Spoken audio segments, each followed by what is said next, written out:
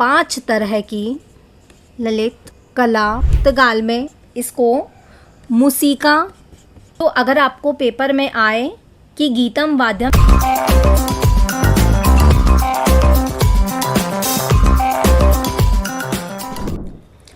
Hello friend, CS गरिमा YouTube channel में आपका स्वागत है। यहाँ हम म्यूज़िक और क्लासिकल म्यूज़िक से रिलेटेड वीडियोस को कवर करते हैं। तो अगर आप किसी भी कंपटीशन एग्ज़ाम की तैयारी कर रहे हैं जिनमें म्यूज़िक आपका एक विषय है तो चैनल को सब्सक्राइब ज़रूर कर लीजिएगा और वीडियो अच्छी लगे तो प्लीज़ लाइक ज़रूर करिएगा। क्लासिकल म्यूज़िक थ्योरी का ये पार्ट 1 है और आज का हमारा विषय है संगीत। तो हम देखते हैं कि संगीत है क्या। संगीत क्या है? गायन, वादन यानी इंस्ट्रूमेंटल नृत्य, जहाँ ये तीनों अंगों का समावेश होता है वह संगीत कहलाता है। अब हम देखेंगे कि संगीत शब्द बनता कैसे है। तो गीत शब्द में सम उपसर्ग लगाकर हमारा संगीत शब्द बनता है।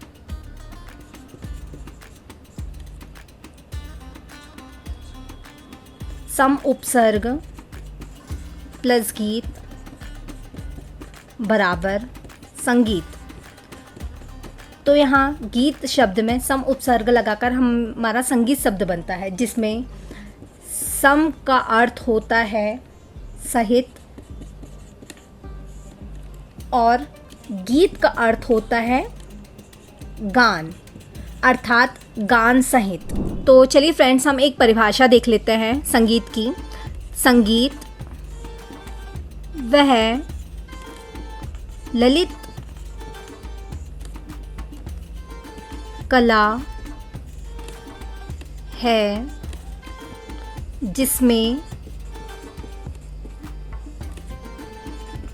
स्वर और लय के द्वारा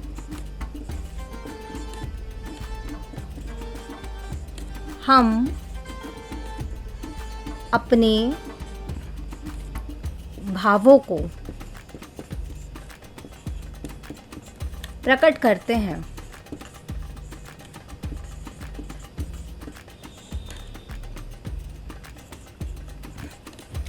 तो संगीत वह ललित कला है जिसमें स्वर और लय के द्वारा हम अपने भावों को प्रकट करते हैं। तो फ्रेंड्स, आप लोग यहाँ पूछेंगे कि ललित कलाएं होती क्या है। तो संगीत में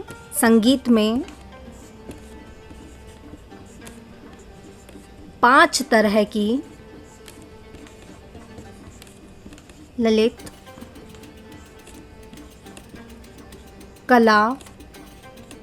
कलाएं होती है। तो जिसमें पहली है संगीत कला, गीत कला। दूसरी हमारी आती है कविता कला या फिर साहित्य कला।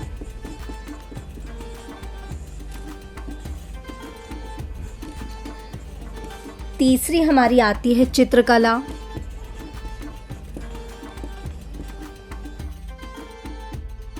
चौथी हमारी आती है मूर्ति कला।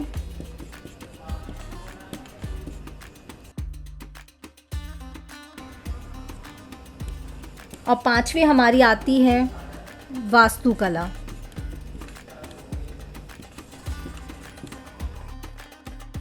तो ये रही हमारी संगीत की 5 ललित कलाएं। तो आपसे ये भी पूछा जाता है कि कहाँ कहाँ संगीत को और किस नाम से पुकारा जाता है। तो हम कई और नाम भी जानते हैं कि संगीत को और किस किस नाम से जाना जाता है। तो पहला है यूनान में अरबी में और फारसी में संगीत को मौसीकी नाम से जाना जाता है। लैटिन और पुर्तगाल में इसको मूसिका के नाम से जाना जाता है। फ्रांसीसी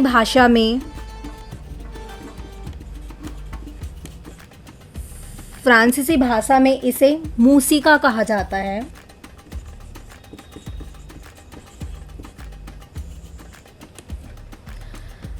पाश्चात्य संगीत में इसे म्यूजिक नाम से जाना जाता है। नाट्यशास्त्र में आपको तो पता ही होगा कि नाट्यशास्त्र किसका लिखा हुआ है, तो नाट्यशास्त्र भरत मुनि जी का लिखा हुआ है। तो नाट्यशास्त्र में इसे गांधर्व के नाम से जाना जाता है।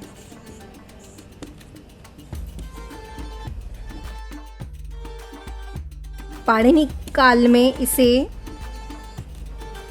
शिल्प नाम से जाना जाता है। और जर्मनी भाषा में इसे मूसिक नाम से जाना जाता है। तो आपको ये संगीत के कई नाम देखने को यहाँ पे हमें मिल जाते हैं। तो चलिए अब हम अन्य संगीतकारों द्वारा भी परिभाषाएं देखते हैं कि हमारे संगीतकारों ने और कितने टाइप की परिभाषाएं दी हैं। तो पहली हम देखते हैं शारंग देव के अनुसार कि शारंग देव ने संगीत की क्या परिभाषा दी है। तो शारंग देव ने कहा है कि गीतम वाद्यम तथा नृत्यम त्रयम संगीत मुच्यते।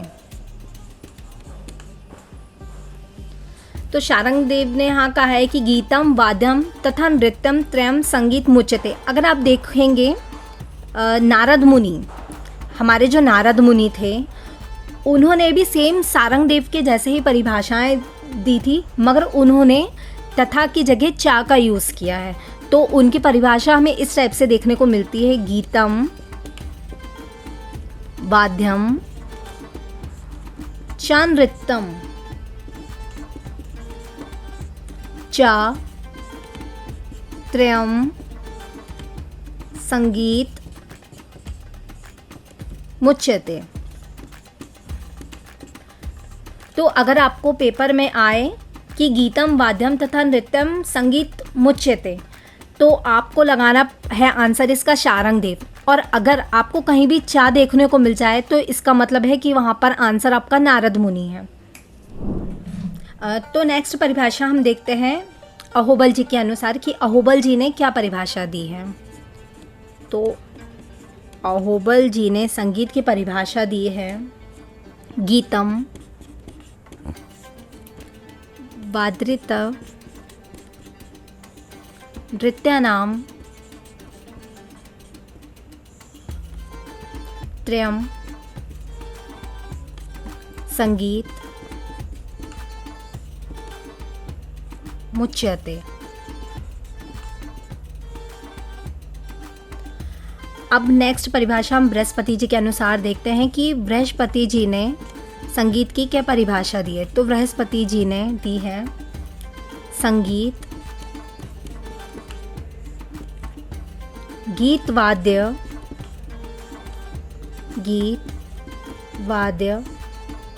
और नृत्य का समन्वय है। तो यहाँ बृहस्पति जी ने कहा है कि संगीत गीत वाद्य और नृत्य का समावेश है। तो अब हम नेक्स्ट परिभाषा देखते हैं रविंद्रनाथ जी के अनुसार कि रविंद्रनाथ जी ने संगीत की क्या परिभाषा दी है। तो रविंद्रनाथ जी ने कहा है कि वो संगीत ही होता है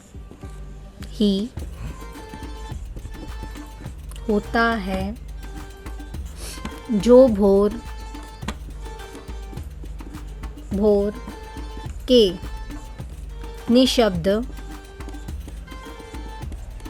निशब्द आगमन की सूचना देता है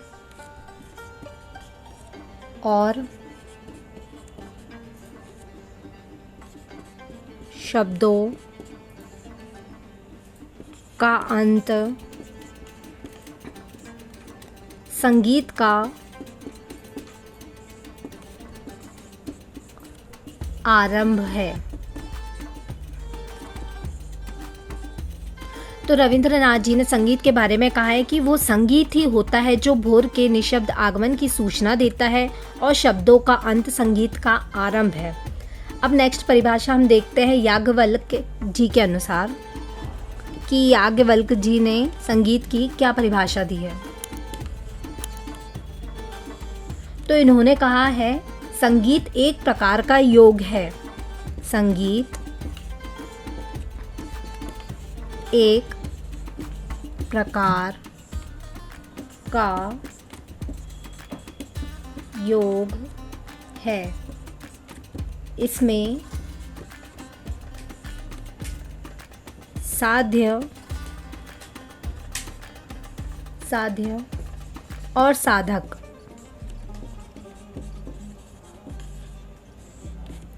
दोनों ही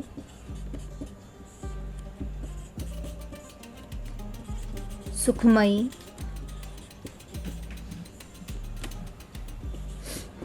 होते हैं। तो इन्होंने कहा है कि संगीत एक प्रकार का योग है, इसमें साध्य और साधक दोनों ही सुखमयी होते हैं। तो ये थी कुछ अन्य संगीतकारों द्वारा परिभाषाएं। तो इस वीडियो के लिए बस इतना ही। मिलते हैं नेक्स्ट टॉपिक के साथ नेक्स्ट वीडियो में। तब तक के लिए बाय बाय।